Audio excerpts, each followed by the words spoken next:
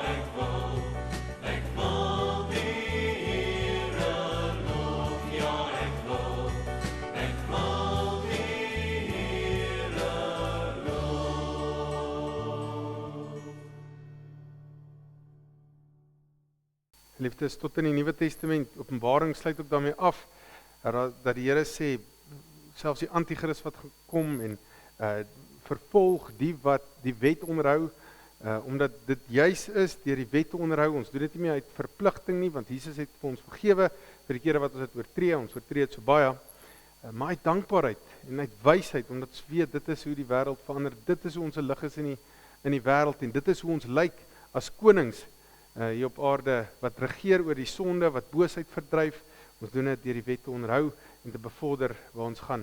Ek lees vir ons Eksodus 20. Toe het God al hierdie gebooie aangekondig, ek is die Here jou God, wat jou uit Egipte, uit die plek van slawerny, bevry het. Jy mag naas my geen ander gode hê nie. Jy mag nie vir jou 'n beeld, of enige afbeelding maak, van wat in die hemel daarbo, of op die aarde hieronder, of in die water onder die aarde is nie. Jy mag hulle nie vereer of dien nie, want ek, die Here jou God, eis onverdeelde trou aan my. Ek reken die kinders die sondes van hulle vaders toe, selfs tot in die 3de en 4de geslag van die wat my haat. Maar ek betoon my liefde tot aan die 1000ste geslag van die wat my liefhet en my gebooie gehoorsaam. Jy mag die naam van die Here jou God nie misbruik nie. Want die Here sal die een wat sy naam misbruik, nie ongestraf laat bly nie. Sorg dat jy die Sabbatdag heilig hou. 6 dae moet jy werk en alles doen wat jy moet, maar die 7de dag is die Sabbat van die Here jou God. Dan mag jy geen werk doen nie. Nie jy of jou seun of jou dogter of die man of vrou wat vir jou werk, of enige dier van jou of die vreemdeling by jou nie. Die Here het in 6 dae die hemel en alles daarin gemaak, die aarde en alles daarop, die see en alles daarin, en op die 7de dag het hy gerus. En daarom het die Here dit as 'n gereelde rusdag ingestel en dit geheilig. Eer jou vader en jou moeder, dan sal jy lank bly woon in die land wat die Here jou God aan jou gee. Jy mag nie moord pleeg nie. Jy mag nie egbreek pleeg nie. Jy mag nie steel nie.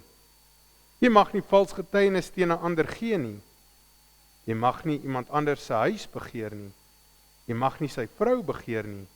Ook nie sy slaaf of slavin, 'n bees of 'n donkie, of enigiets anders wat aan hom behoort nie. Geliefdes, tot sover die wet van die Here. Kom ons sing saam, Hemelvader, ons aanbid U.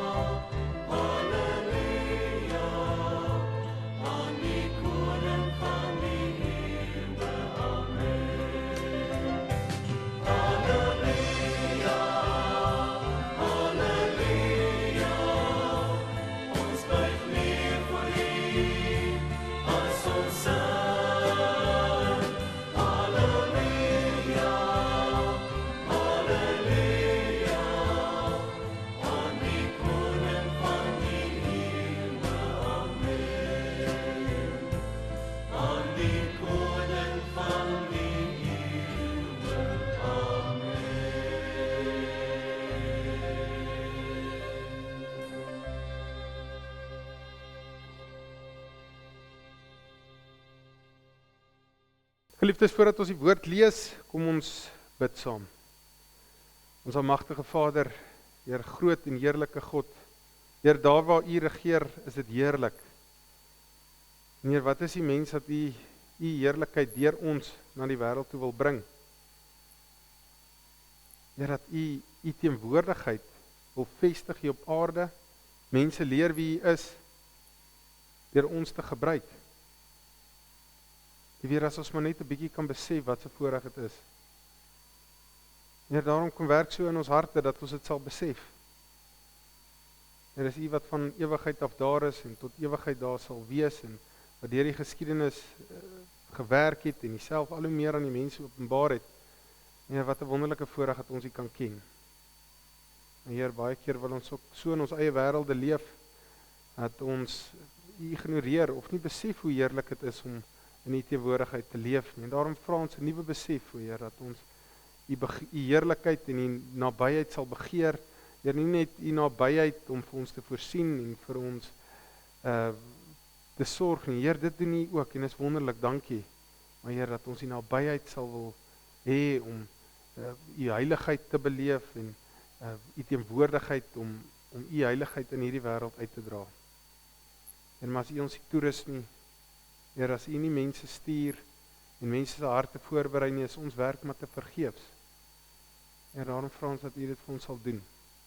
Help ons Help ons om innerlik te groei, en dat dit vir ons prioriteit al hoe meer sal word, dat ons uiterlike prestasies en besittings vir ons al hoe minder belangrik sal word, en dat ons innerlike wese al hoe meer sal groei. Jy rig daarom ons gedagtes op U, ons begeertes, en daar wil by ons sal wees om U beter te leer ken. En Here, ons dankie vir alles wat U vir ons doen. Here, help ons om te groei in die geloof en kennis en liefde vir U en ons medemens. Here, kom leer ons hoe om te leef. Ook vandag se gedeelte wat ons lees, kom help ons om dit te verstaan. En dat ons eie idees en gedagtes uit die weg sal ruim en sal met 'n heel hart toegewyd luister na U. Ons bid dit alles jy ons verdien nie, maar alleen uit U genade. Amen. Geliefdes, die gedeelte wat ons lees is 1 Samuel 24 vers 1 tot 23 en jy sal onthou dat ons het gesien dat die boek 1 Samuel begin met die profete wat eerste keer aangestel is Samuel, wat eintlik ook 'n rigter was, maar hy gaan oor na hierdie priestertydperk en dan word 'n koning aangestel, Saul, wat 40 jaar regeer, en in hierdie tyd van Saul het Dawid begin opkom en hy was die volgende koning wat sou regeer het, en hy begin met die baie bekende gedeelte van waar hy die reus vir Goliat verslaan met 'n slingerpyl, en hy begin werk vir Saul en hy begin baie sukses daar behaal, baie meer as Saul. Saul het die duisende verslaan, maar Dawid kom en hy verslaan die 10.000, en daar's 'n lied oor hom geskryf en dit veroorsaak dat Saul baie jaloers raak op hom. Hy jaloesie begin later oorloop na 'n haat vir hom en 'n vervolging van Dawid, en vir 'n tyd lank is Dawid vir 'n baie lang ruk vervolg. Nou in hierdie tyd wat hy vervolg word, kom op 'n stadium by 'n grot en hulle gaan kruip daar weg, en dit gebeur so dat Saul ook in daardie grot ingaan, en Dawid vlug eintlik verlang, Saul is eintlik sy vyand, en hy kry hierdie geleentheid om Saul dood te maak, en dit is nou die gedeelte wat ons lees, waar hulle hier in die spilonk in die grot wegkruip vir Saul, en Saul daar ingaan. Daarvandaan het Dawid in die skuilingplekke van En-Gedi gaan bly. Net toe Saul van die veldtog teen die Filistyne af terugkom, is aan hom vertel: Dawid is in die En-Gedi woestyn. Saul het 3 afdelingsmanskappe uitgesoek is uit die hele Israel, gevat en gegaan om Dawid en sy manne op te spoor in die omgewing van die Klipbok-rotse. Onderweg het Saul afgekom op skaapkrale met 'n grot daarby. Hy het daar ingegaan om homself te ontlas. Terwyl Dawid en sy manne agter in die grot sit, Dawid se manne sê toe vir hom: "Kyk daar, vandag sê die Here vir jou, ek gee jou vyand in jou hand en jy moet maak met hom soos jy goedvind." Dawid het opgestaan en opgemerk die punt van Dawid se mantel afgesny, ongemerk. Maar agterna het Dawid se gewete hom gepla, omdat hy Saul se mantelpunt afgesny het. Hy het vir die manne gesê: "Mag die Here my daarvan bewaar, dat ek my hand teen die koning, die gesalfde van die Here, oplig, want hy is die gesalfde van die Here." So het Dawid sy manskappe met sy woorde gekeer, en hulle nie toegelaat om teen Saul op te tree nie.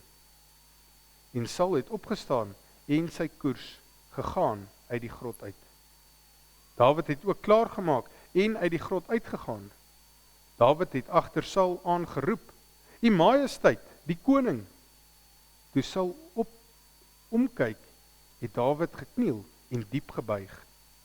Dawid sê toe vir Saul: "Waarom luister u na die praatjies van mense wat sê Dawid soek u ondergang?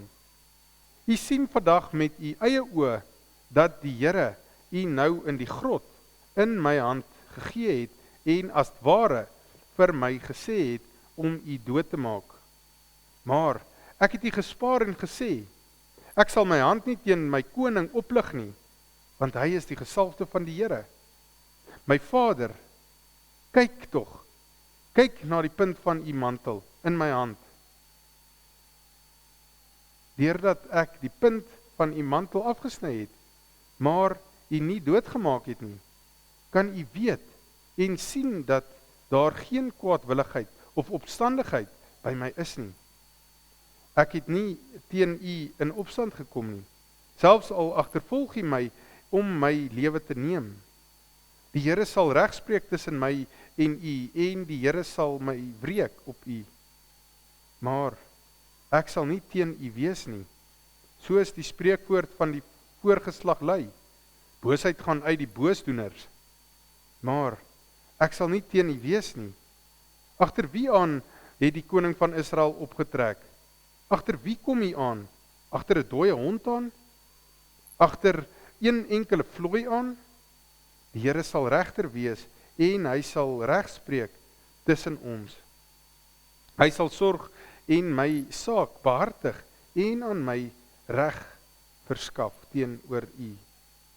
Nadat Dawid dit alles vir Saul gesê het, het Saul gevra: Is dit jy wat praat, my seun Dawid? Toe het begin Saul hard huil en hy sê vir Dawid: Jy is 'n beter man as ek, want jy het aan my goed gedoen en ek het jou kwaad aangedoen. Jy het so pas duidelik getoon watter weldaad jy my bewys het, deurdat jy my nie doodgemaak het toe die Here my in jou hand oorgegee het nie. Sal iemand sy vyand ongedeerd sy koers laat gaan as hy hom raakloop? Maar die Here het my met weldade beloon vir wat jy vandag aan my gedoen het. En nou, ek weet jy sal koning word, en die koningskap oor Israel sal in jou hand bestendig wees. Lê dan nou in die naam van die Here 'n eed af, dat jy nie my nageslag sal uitroei nie, en so in my familie aan my naam 'n einde sal maak nie. Nadat Dawid vir Saul 'n eed afgelê het, het Saul huis toe gegaan, maar Dawid en sy manne het opgegaan na die bergskuiling toe. Geliefdes, ons tema vandag, die Here het vir my gesê. Nou, mense praat baie keer so, of ons praat dalk baie keer self so, ek vermy dit maar baie, want dit voel tog baie keer so dat die Here vir jou iets gesê het, en dat jy baie oortuig is daarvan, dat 'n boodskap is van die Here af. Nou, wat mens baie sterk sien hier in 1 Samuel, en dit wat ons by die senior groep nogal baie oor gepraat het, is die verskillende maniere wat Dawid en sy manne en Saul en die profete met die Here gepraat het. En mens wonder nogal baie keer daaroor, oor wat is nou regte manier om met die Here te praat, en daarom is dit 'n bietjie fokus waarop ons ingaan, want in ons teksgedeelte is dit ook iets wat uitstaan in die gedeelte. Nou, soms voel 'n mens soos hierdie mense wat baie keer 'n baie direkte antwoord van die Here afgekry het. En ons voel baie keer, maar ons wil ook so met die Here kan kommunikeer.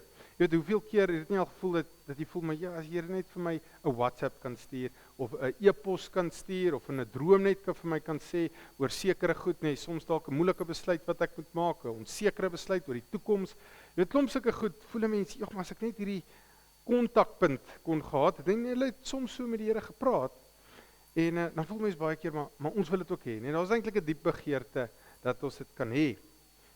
Nou, geliefdes, in hierdie gedeelte is daar ook 'n baie sterk waarskuwing dat hierdie mense baie keer die Here verkeerd gehoor het. Hulle gedink die Here sê vir hulle iets en dit was heeltemal verkeerd. En daarom die versigtigheid wanneer ons so iets sê. Nou, mense sou baie keer dink dat dit Saul was, want hy was verkeerd op 'n verkeerde pad, dat hy was wat die Here verkeerd gehoor het, maar tog was dit Dawid se manne soms wat verkeerd gehoor het van die Here. En selfs Dawid moes soms teruggegaan het na die Here nadat hy hom gevra het, en die manne iets anders sê, dan gaan hy terug om net seker te maak dat hy reg gehoor het. Soms sien ons selfs Nathan, die profeet, baie goeie profeet, dat hy op 'n stadium vir Dawid sê, ja, die Here sê dis reg, maar dan sê die Here later vir hom, ek het dit nie vir jou gesê nie, en gaan maak reg, dat hy selfs verkeerd gehoor het. So, geliefdes, is vir ons baie belangrik om te sien wat ons hieruit leer, ons van hulle, ek wou al die maniere, hoe hulle gepraat het met die Here, wou ek gelys het, ons sal dalk dit uitstel na 'n latere keer toe ek, vandag fokus ons dit wat ons in die teks gesien het, en ek sal so 'n bietjie verder net verwys na ander maniere, hoe hulle gepraat het met die Here. Daarom kyk ons na die volgende gedeelte, groot gevaar natuurlik, dat 'n mens baie keer, het hulle so verkeerd gehoor van die Here, dat hulle eintlik die boodskap wat die Here gee het, heeltemal omgedraai het, selfs die goeie ouens, as wat die Here gesê het. En ons kyk daarom, eerstens, toewyding is om God se koninkryk uit te brei. En dan, toewyding, maak dat jy die Here reg hoor, en dat jy hom kan hoor. Bly by daardie 2 punte. So ons begin dadelik met die eerste punt, is toewyding, is om God se koninkryk uit te brei. Nou ons begin dadelik net om ons weer 'n bietjie op hoogte te kry. Ek gee 'n vinnige opsomming. Gewoonlik ons opsomming gaan nou al hoe verder in die Bybel, nee, ek begin nie meer by Genesis nie.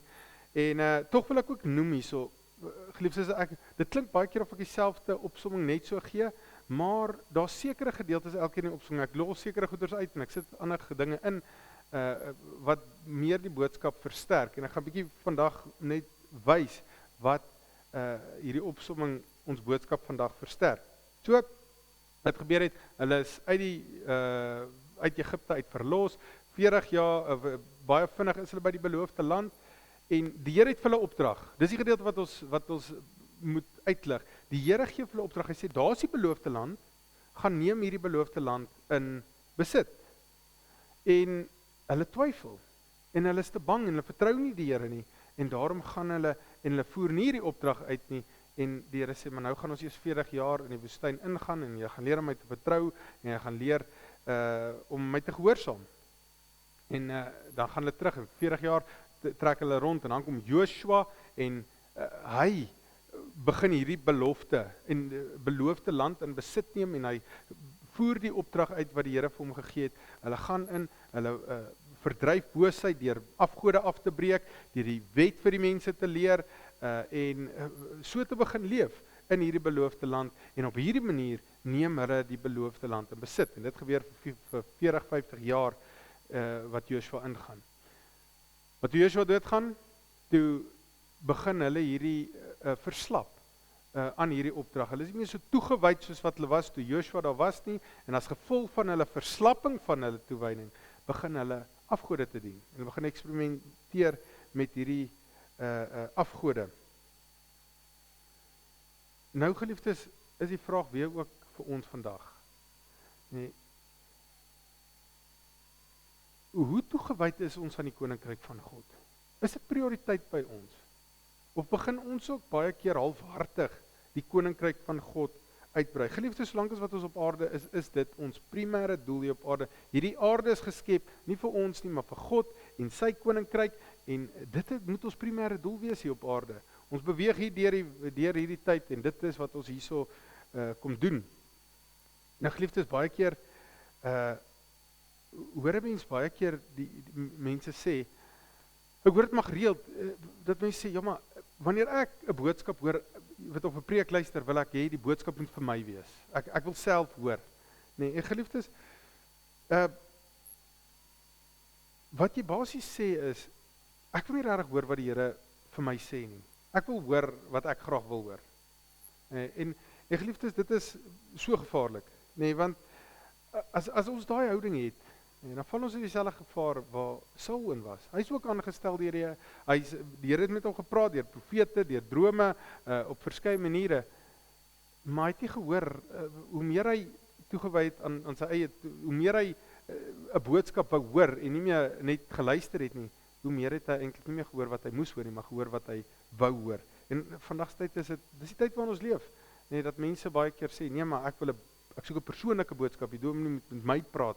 En dit is 'n verkeerde houding, geliefdes. Maar dit is waar die volk was.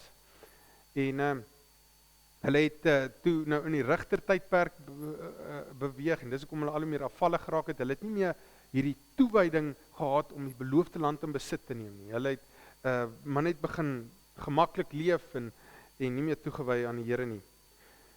Nou geliefdes,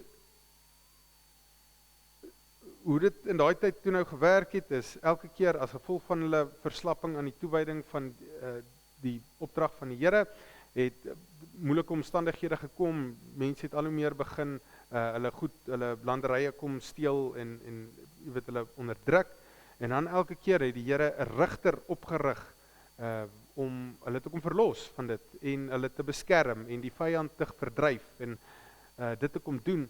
So hulle het hierdie rigters gesoek om hoofsaaklik hulle te beskerm en vir hulle omstandighede moontlik te maak dat hulle kon boer. Ja. Maar hulle het tog die punt gemis. En wat hulle moes besef het, is dat hulle moenie hierdie rigter wil hê wat net dit vir hulle doen nie. Hulle moes 'n rigter gesoek het wat hulle ook toegewy maak aan die Here. En toe hulle nou op 'n stadium kom en hulle sê maar hulle wil nou nie elke keer vir die Here wag om 'n rigter op te rig nie. Hulle wil iemand hê wat permanent hulle beskerm, wat permanent hulle dit moontlik maak vir hulle om daar te leef en daarom soek hulle 'n koning. Maar hulle houding was nog verkeerd. Hulle wou net een gehad het wat hulle beskerm en vir hulle voorsien. Hulle het nog nie iemand gesoek wat hulle ook toegewyd maak aan die Here nie. Nee, Dawid maak die volk toegewyd. Hy jy weet bring die ark, wil hy na die hoofstad toe bring. Hy wil 'n tempel bou. Hy skryf hierdie psalms. Hy rig weer jy weet dit so in dat die volk toegewyd is aan die Here. So ons sien hierdie kontras tussen wat hulle wou gehad het, die mense wou koning so Saul gehad het en hulle kies hom aanvanklik daarvoor sterk, jy weet hy verdryf die mense. So hy lyk aanvanklik goed, maar hy's gekies net vir hierdie uiterlike eienskappe en baie ook maar toewyding aan sy eie koninkryk. En dan kom Dawid en hy word nie gekies vir sy uiterlike eienskappe nie.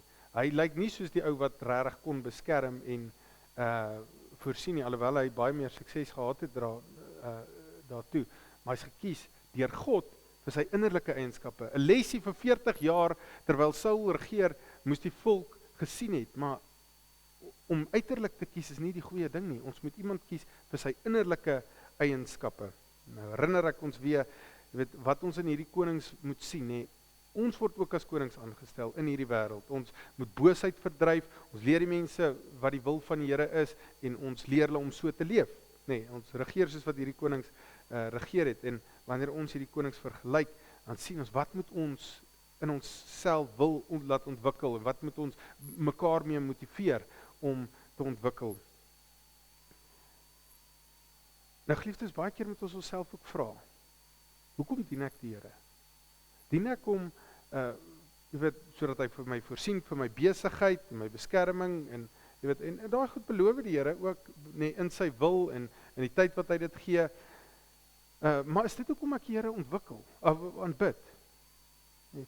En ons moet al hoe meer groei daarin, om te wil hê dat die Here ons innerlik laat groei, innerlik ons vorm, en dat dit vir ons al hoe minder moet gaan oor die uiterlike goed, en vandag sit ons in daai gevaar, dat kerke meer oor uiterlike goed gaan, wat ons van die Here moet vra, en nie innerlike goed nie, en daai skuif moet ons maak, anders is ons op dieselfde pad waar Saul was, en nie waar Dawid was nie.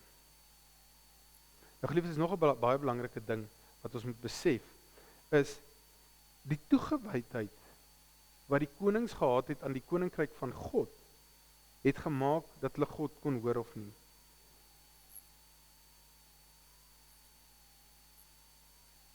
Soos wat Saul al hoe meer toegewyd geraak het aan sy eie koninkryk, het hy God al hoe minder begin hoor en verkeerd gehoor. Soms het hy gedink, hy dink hy hoor die Here, maar hy het verkeerd gehoor. En ons sien ook, soos wat Dawid gegroei het in sy toegewydheid aan die Here, so het hy al hoe meer reg gehoor wat die Here van hom gesê het, vir hom gesê het. En juist baie keer sy vervolging en sy moeilike goed waardeur hy gegaan het in staat gestel dat hy al hoe meer toegewyd geraak het aan die Here. Maar 'n mens se toegewydheid aan God se koninkryk maak dat jy reg hoor van die Here, maar hoe meer jy aan jou eie koninkryk begin toewy en dit gaan oor jouself, hoe meer begin jy eintlik hoor wat jy wil hoor van die Here. En dit is ons tweede punt. Toewyding maak dat jy God kan hoor. So kom ons kyk na hoe mense God gehoor het in hierdie gedeelte. En ek wou almal genoem het, maar gaan dit baie meer net na 2 toe vat. In die teks self het ons gesien op 'n stadium, herinner ons net weer, Dawid word koning, kry baie sukses, Saul is jaloers op hom en hy begin vir Dawid agtervolg, en op 'n stadium gebeur dit so, terwyl Dawid vlug, kom hulle by grotte en hulle besef, dalk, ek weet nie wat was die besluit nie, maar hulle besluit, kom ons gaan daar in die grotte in, en hulle gaan kruip daar so weg, en weer eens is baie vernederende ding, nee, as mense begin wegkruip het, dan was hulle eintlik oorwin en hulle het amper daarmee erken dat hulle die swakker mense is. En so gebeur dit toe, dat Saul kom ook daar verby, en hy hoor ook van die grot, of hy sien dit, en hy gaan in daai grot, en hy was baie geskei van sy manne, hy het wegbeweeg van hulle, want hy wou homself ontlas het, ons is seker wat dit beteken nie, maar hy wou dalk net geweeps het, of hy wou 'n bietjie geslaap het, maar hy is in hierdie grot, en hy sou geen kans gestaan het teen Dawid nie, want Dawid en al sy manne is daar, Dawid hulle is nou al verruk daar, hulle ken die area, en Saul is basies nie daar, en hy is alleen, hy is absoluut in die mag van Dawid, en dan, luister mooi, wat sê sy manne van Dawid? Kyk daar, vandag sê die Here vir jou, ek gee jou vyand in jou hand, en jy moet hom maak soos jy dit goed vind.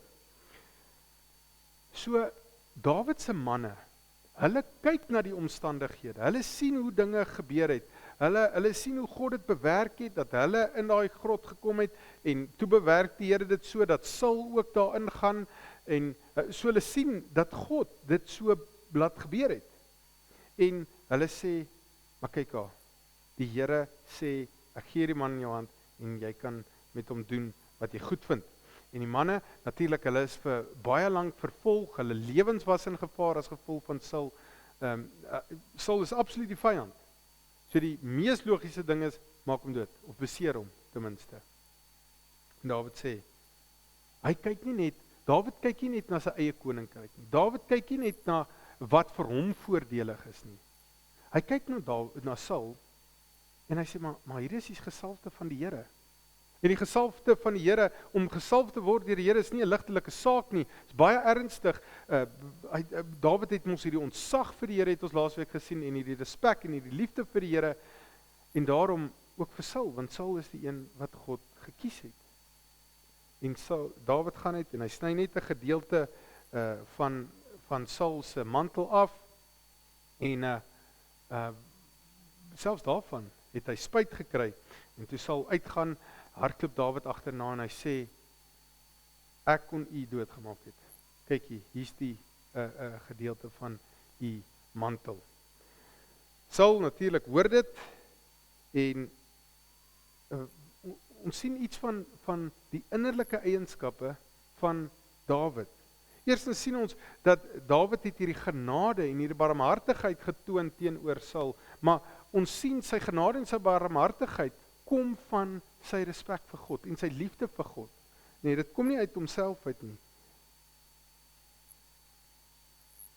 En geliefdes, dis een van daai eienskappe wat ons moet sien, nee, dis een van daai eienskappe wat God in Dawid bewerk het, juis ook, dink ek, deur sy vervolging waardeur hy gegaan het, maar dit is een van die eienskappe wat gemaak het, dat Dawid hierdie man was na God se hart, nee, iets wat God in hom bewerk het, deur dalk waardeur hy gegaan het, juist dat hy ook dalk 'n skaapwagter was, nee, iemand van min aansien. En geliefdes, een van die eienskappe wat ons ook moet sien, nee, en raak sien, en natuurlik die eienskap wat ten volle openbaring kom vir ons deur Christus, wat die mense wat hom vervolg, nee, dan bid hy vir hulle, Vader, vergewe die mense, want hulle weet nie wat hulle doen nie. Nee, so Christus wat kom in hierdie genade en barmhartigheid teen ons toon. Nee, 'n genade en barmhartigheid wat geen mens kon toon. Jy weet, ons sien dit gedeeltelik in Dawid, maar Christus kom wys die perfekte beeld daarvan en betoon dit teenoor ons. En geliefdes, hoe kan ons nie uit dankbaarheid sê dankie Here en reageer en dit aanneem nie? Want geliefdes, wat verder hier gebeur is, ons sien Saul se reaksie. Is baie interessant, nee. Saul reageer aanvanklik baie goed. Hy begin hardop huil. En daar's 'n berou by hom. En 'n bekering. En hy sê, maar weet, ek het jou vervolg, en hy bekeer daarvan. Maar geliefdes, sy bekering het nie gehou nie. Nog 2 keer hierna, sou Dawid dieselfde tipe ding laat gebeur het. Die Here het dit so bewerk nie. Ander keer gaan Dawid en sy leiwag en hulle die Here laat 'n diep slaap kom oor al Saul se manne en hy kom tot by Saul en hy vat sy spies en sy waterkyk en hy gaan uit. Nee, so hy kry weer kans dat dit gebeur. Maar Saul se bekering hou nie. Net vir 'n kort rukkie is hy spyt en hy's hartseer oor wat hy gedoen het en dan gaan hy weg en val net weer terug in dit wat hy gedoen het en begin later dan weer vir Dawid vervolg. Nou geliefdes, jy weet, baie keer gebeur dit so net dat daar's hierdie saamtrekke of hierdie dienste wat mense lewer en dan vra die leier of die ou wat voorgaan sê, jy weet, as jy vandag wil bekeer, steek op jou hand en dan tel hulle duisende mense en hulle sê, hierdie duisende mense het vandag hulle harte vir die Here gegee en tot bekering gekom en is gered vandag. Geliefdes, hierdie wys vir ons, net omdat jy jou hand opgesteek het by een of ander geleentheid, is nie bekering nie. En Jesus maak dit duidelik ook in die evangelies en veral in die gelykenis van die saaier. Daar sal verskillende maniere sal mense die woord aanneem. Dis slegs die wat bekeer en in hulle lewens toenemend toewy aan die Here, dis daai ou wat werklik bekeer het, wat werklik sy hart vir die Here gegee het. En iemand wat net weer terugval, en ek sê dit nie as 'n verdoemenis nie, maar ons moet daar so toe gaan en sê, maar luister, jou bekering was nie reg nie. Jy, so Saul, jy weet, daar kom hierdie oorweldigende emosies en spyt oor wat jy gedoen het, en mens kan so vinnig net weer terugval. En dis juist, as jy dit hoor vandag en voel, maar ek het so bekeer, dan sit om 'n geleentheid om na die Here te gaan en vra, Vader, ek voel ek nie werklik bekeer nie. Kom, ek is afhanklik van U vir bekering en kom werk in my hart om dit te doen. Geliefdes, dit baie belangrike 'n les van bekering wat ons hier uit sien. En natuurlik wat daarop volg, 'n toenemende toewyding aan die Here, wat ook toenemend die Here se openbaring aan jou sal sien, dat jy die Here al hoe meer sal hoor en reg hoor. Want jy weet, ons kan sien met Saul, soos wat hy net weer terugval in sy ou weë en net weer aan sy eie koninkryk toewy. Jy weet die fout wat Saul gemaak het, sodra hy spyt is en teruggaan daarna, het hy net weer hy was net weer gefestig op sy koninkryk en nie op God se koninkryk nie. En omdat hy net weer gefokus is op sy koninkryk, begin hy dadelik weer jaloers raak op Dawid en hy begin dadelik weer magsbeheer praat en hy val maar net weer terug. En soveel so dat die verhaal so gaan dat Saul later glad nie meer die Here hoor nie en hy gaan later uit desperaatheid gaan hy na dode beswede toe en hy jy weet probeer die Here deur duiwelse maniere die Here te hoor, want hy het daai desperaatheid, maar die Here het hom verlaat.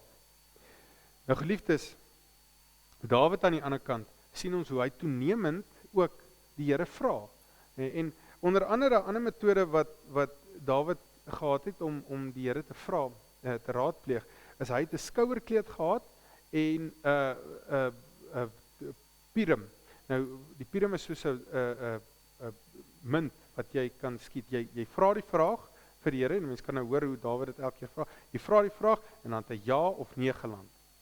En jy weet, in ons studie het ons nogal gevra vir die mense, nou wat is die skouerkleed? Jy weet, op hoe manier het die skouerkleed hoe het hulle die skouerkleed gebruik om God te ervaar? Maar die skouerkleed was nie daar om 'n manier aan te wys ja of nee nie. Die skouerkleed was baie belangrik om te wys, dieselfde hoekom Moses hulle die drag gehad het, om te sê, maar ons moet onthou wanneer ons vra, ons praat nie net met enigiemand nie. Ons kort ook hierdie beskerming van God se heiligheid. Ons moet weet, wanneer ons vra ons dit nie net sommer vir persoonlike vrae en net sommer lig nie. Jy besef jy praat met die Here.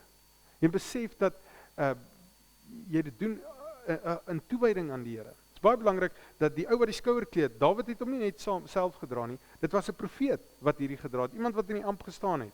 Iemand wat die Here geken het, wat die wil van die Here geken het. Dit was nie sommer net Dawid wat gevra het nie. En ook die rede hoekom hierdie profeet by Dawid was ook omdat hy nie meer in die tempel kon gewees nie. Op 'n stadium wat gebeur het, Dawid kom by hierdie profete aan en hy raadpleeg die Here en hy soek kos vir sy manne en Saul kom later daaraan en hy so kwaad dat hierdie mense God geraadpleeg het vir Dawid en hy maak almal dood. En net hierdie een profeet ontsnap. Hy het nie meer tempel waar hy kan wees of hy het nie meer plek waar hy kan wees nie.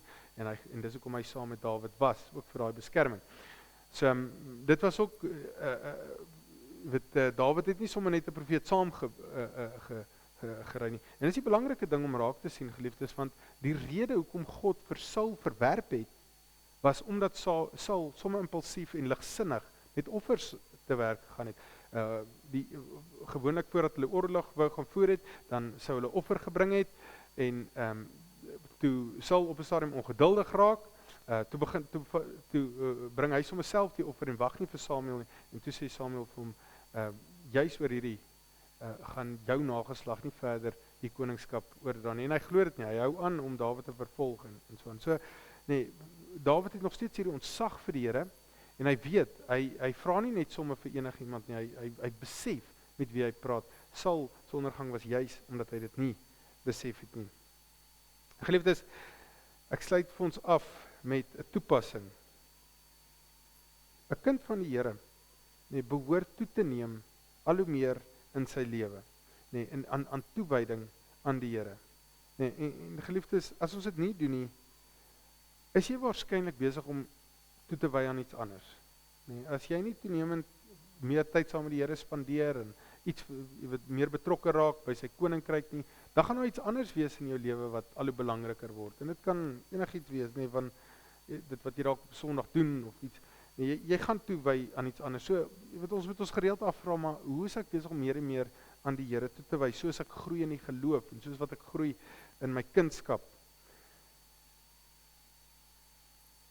So weer eens, nee, ek sê dit nie as 'n verdoemenis nie, maar ek sê dit vir ons, want dit is die Nuwe Testament veral ons leer om mekaar verantwoordbaar te hou.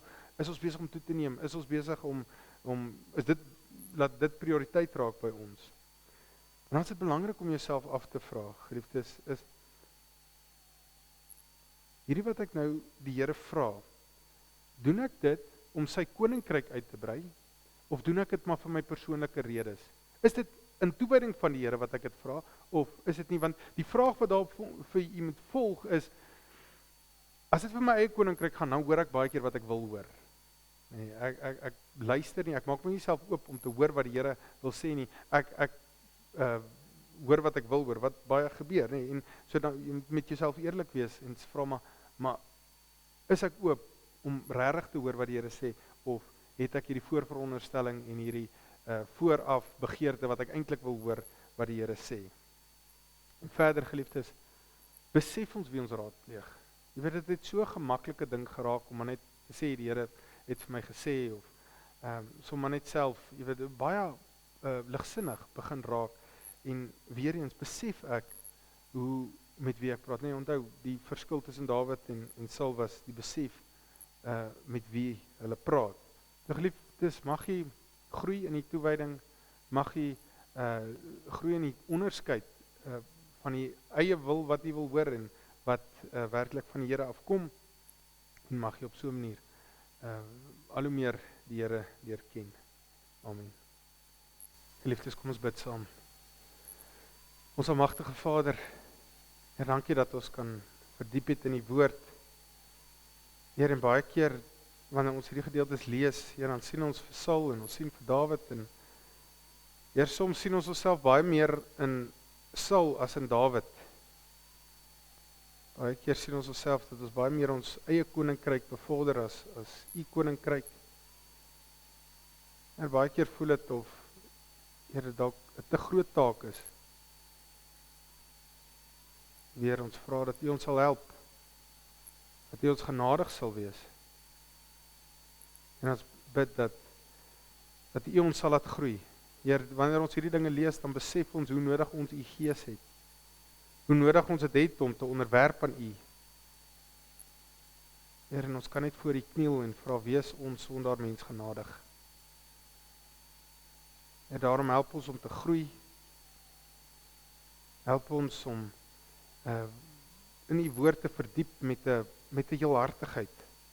Vader, dat ons nie sal hoor wat ons wil hoor nie, maar sal hoor wat u vir ons sê. En help ons om dit nie ligtelik op te neem, om te besef met wie ons praat nie. Help ons om die stem te hoor, help ons om toe te wy aan u.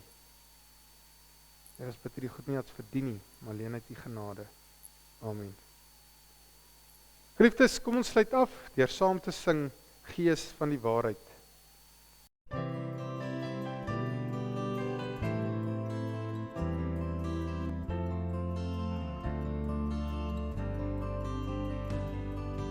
Gees van die waarheid, kom woon hier in my. Maak my gehoorsaam, getrou aan u woord. Gees van die liewe, kom maak my weer nuut. Rig my gedagtes en denke na bo. Gee my die klop van die Vader se hart. Leer my die klank van sy stem. Bring my tot rus in die Vader se hand. Hou my vir altyd by hom.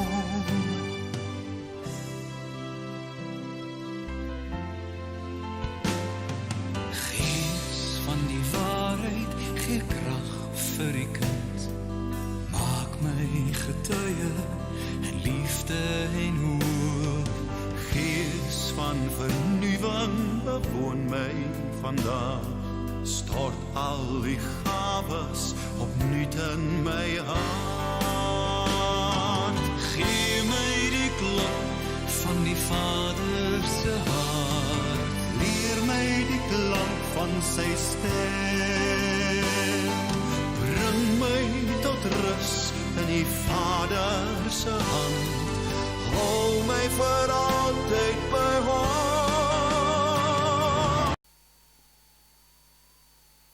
Liefdes, gaan die week in met die seën van die Here vanuit 1 Samuel 2 vers 10. Hy verleen krag aan sy koning. Hy gee sterkte aan sy gesalfde. Amen.